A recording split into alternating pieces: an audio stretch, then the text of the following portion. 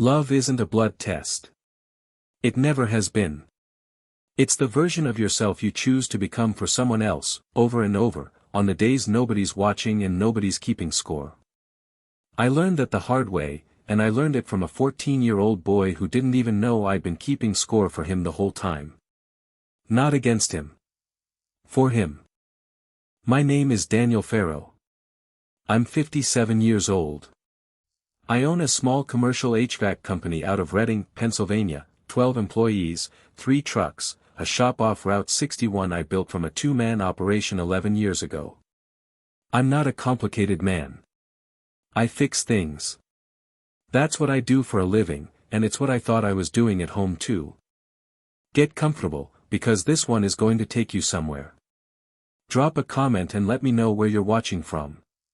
Hit that like button, and make sure you're subscribed. Trust me, you're going to love it here. I met Carol Whitfield 9 years ago at a Little League concession stand, of all places. She was standing there in a Reading Phillies cap, trying to work a card reader that hadn't updated its software since 2011, and I fixed it in about 90 seconds because that's the only kind of flirting I know how to do. She had a 6-year-old son named Tyler, sitting in the dugout with his glove too big for his hand, and a husband who'd left when Tyler was 2 and never once sent a birthday card since. I didn't marry Carol to get a son. I want to be clear about that from the start. I married Carol because she made me want to be a better version of myself every single day, and Tyler came with her the way the sun comes with the morning. You don't get one without the other, and you don't complain about it, because it was never a package deal to begin with. It was just Tyler. And I loved him before I understood that loving him and loving Carol were 2 separate decisions I'd have to keep making, every day, for the rest of my life. I coached his T-ball team the summer after we got married. I sat through 9 years of school conferences, science fairs, a broken arm in 3rd grade, a broken heart in 8th. I taught him to drive in the church parking lot on Sundays. I paid for the orthodontist, the travel baseball fees, the phone he cracked twice, the winter coat he outgrew every single year like clockwork. I never once said, "You're not my responsibility." Not once, not in 9 years, not on my worst day. 2 years ago, I did something I never told Carol about, not because I was hiding it from her exactly, but because I wanted it to be real before I made it a conversation. I filed for a formal, legal adoption. Not a symbolic gesture. A real one, through Berks County Family Court, with a caseworker named Patricia Munoz who came to our house twice, and a judge named the Honorable Marcus Webb who signed the final decree on a Tuesday morning in March while Tyler was at school not knowing anything about it. I wanted to surprise him. I had this whole plan. I was going to give him the papers on his 16th birthday, framed, alongside the keys to a car we'd been saving for together. I wanted him to understand, in a way that a stepdad saying, "I love you like my own," never quite lands the same as a judge's signature saying it in permanent ink. I wanted him to have proof. Legal, unbreakable proof that he was mine, that nobody, not his biological father, not time, not anything, could ever take that away from him. I kept those papers in a manila folder in the bottom drawer of my desk in the garage for 18 months, waiting for the right moment. The right moment never got the chance to arrive the way I planned it. It was a Saturday in June, Tyler's 14th birthday party, 30 kids in our backyard on Fairview Street, a rented bounce house, my brother Mark grilling burgers, Carol's whole side of the family up from Lancaster. It was loud and hot and completely ordinary, the kind of afternoon you don't think twice about until you have to remember it forever. Tyler was standing near the picnic table with 3 of his friends from school, kids I didn't know well, freshman year friends, the kind who show up because there's free food and a bounce house. One of them, a kid named Bryce, pointed at me flipping burgers and asked, loud enough for half the yard to hear, "Is that your dad?" I heard it. I want to be honest, I was 30 feet away with a spatula in my hand, and I heard every single word of what came next, clear as a bell across that backyard. Tyler laughed. Not a mean laugh, not exactly, more the careless kind, the kind 14-year-olds do when they're performing for their friends without thinking about who's in earshot. "Nah, that's just the guy my mom married." Just the guy my mom married. I didn't drop the spatula. I didn't flinch, not visibly anyway. I flipped the burger I was holding, set the spatula down on the plate, and I stood there in my own backyard, at my own son's birthday party, and I felt something in my chest that I can only describe as a door quietly closing somewhere it had been open for 9 years. Carol was inside getting the cake ready. She didn't hear it. I never told her, not that day. I finished grilling. I sang happy birthday. I watched Tyler blow out 14 candles and open a stack of presents, and I smiled in every photo, and inside I was doing the math on 9 years, 11 doctor's appointments memorized by heart, a broken arm at Reading Hospital where I filled out the paperwork because Carol was stuck at work, every single parent-teacher conference, every 6 a.m. baseball practice I drove him to before opening the shop. Just the guy my mom married.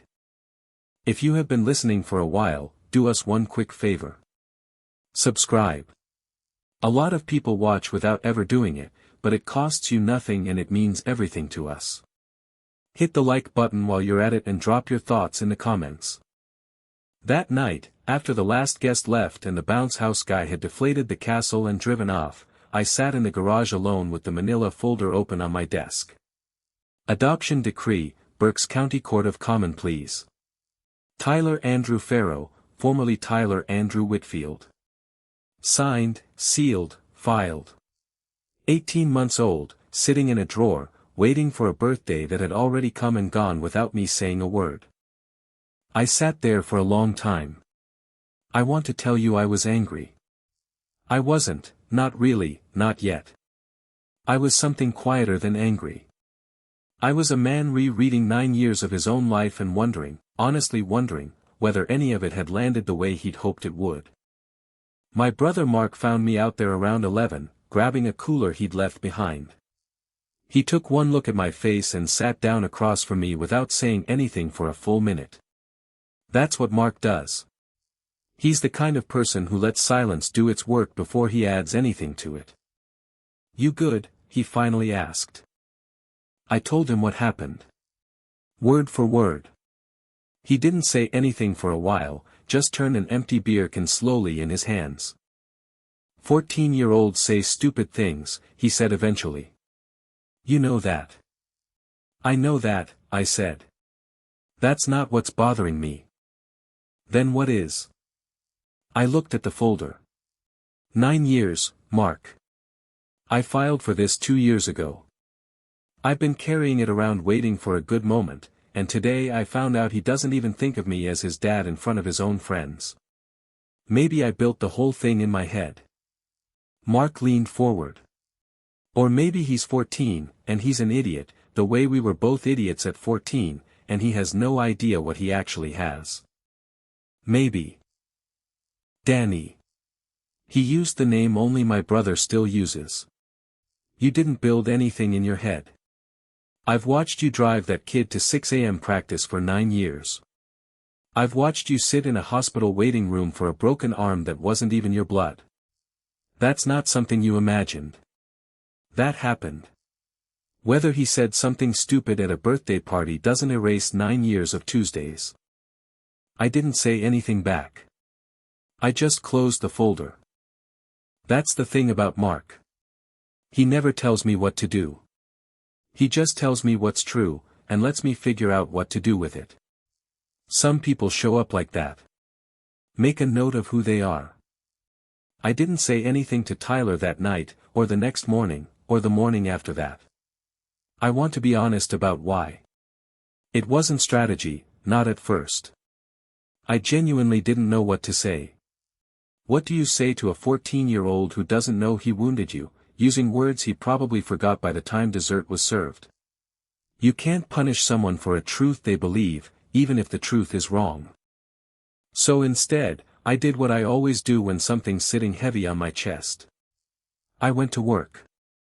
I fixed things. I kept driving him to practice. I kept doing the Tuesday things.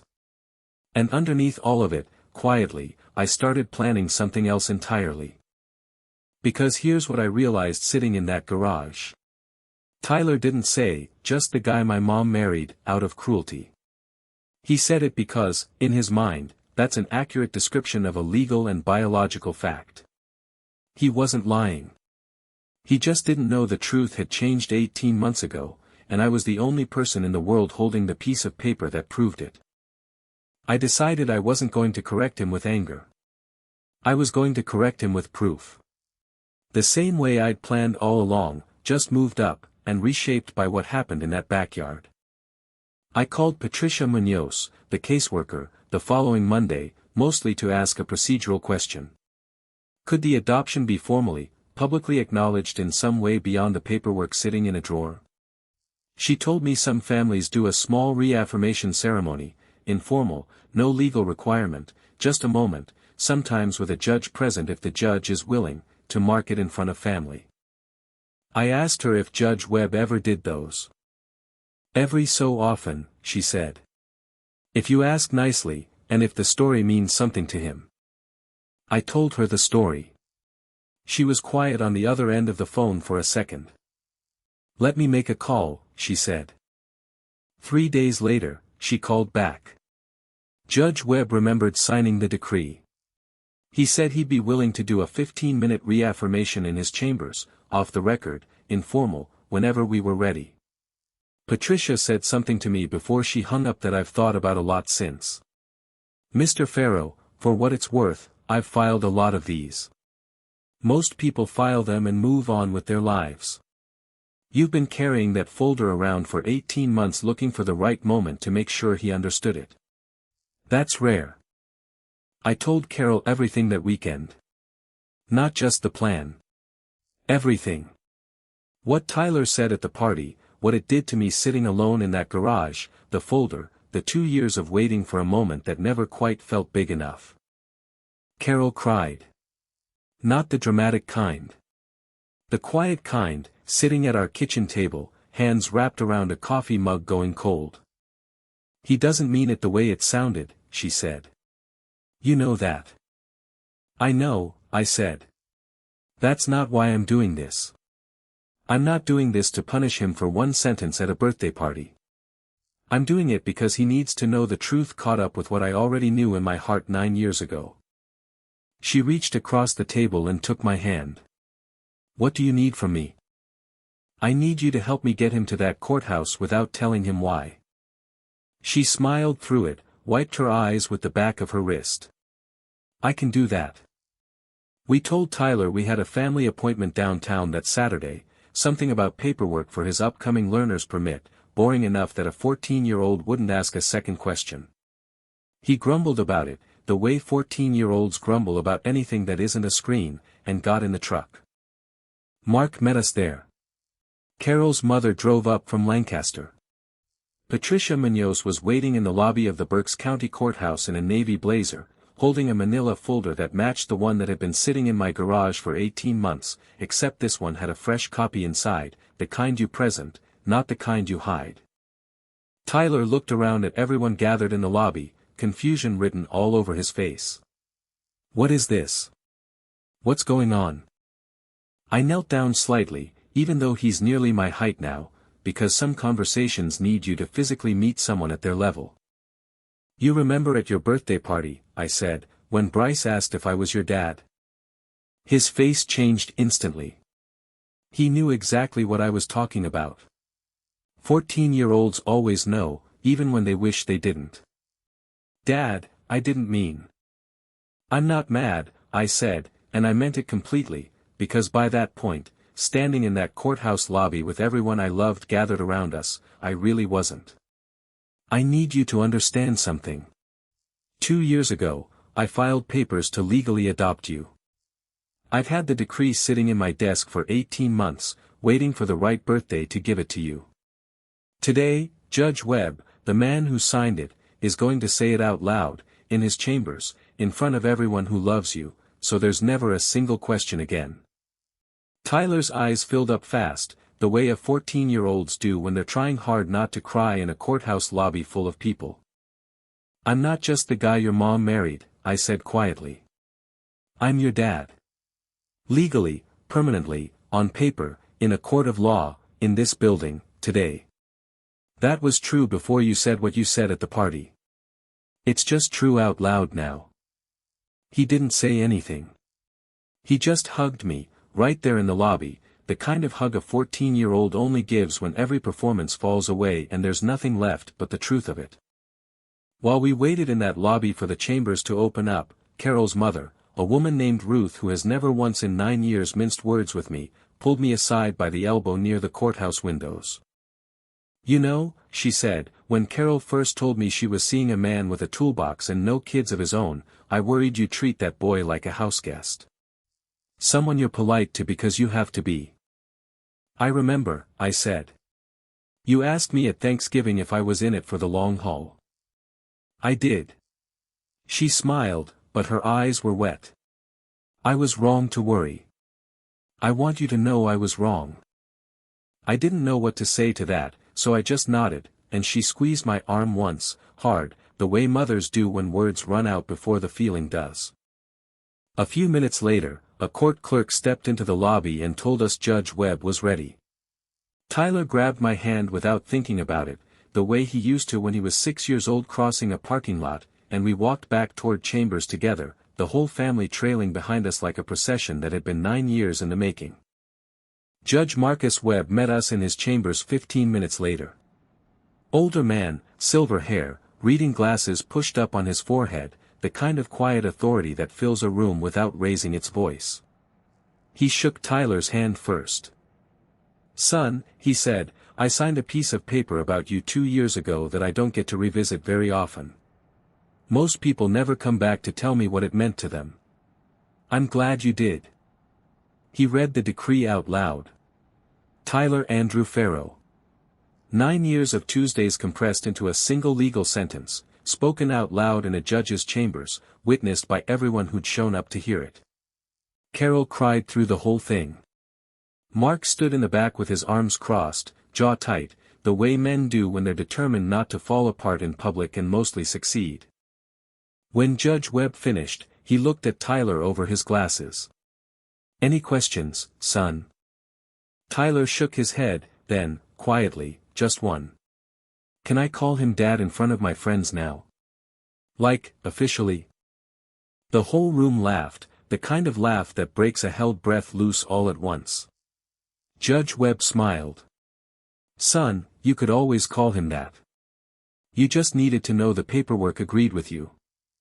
We took Tyler out for dinner that night, the whole family, Mark, Carol's mother, all of us crowded into a booth at a diner off Penn Street that Tyler's loved since he was 6 years old.